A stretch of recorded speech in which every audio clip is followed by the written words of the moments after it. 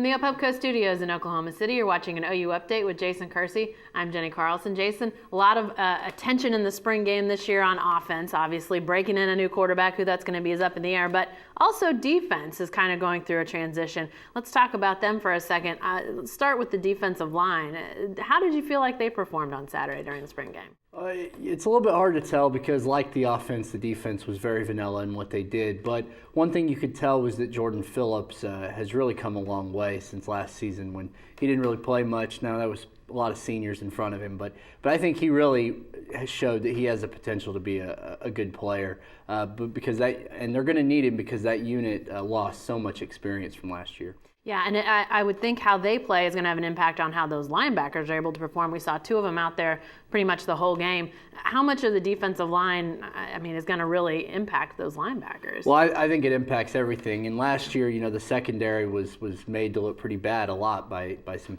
really good passing teams.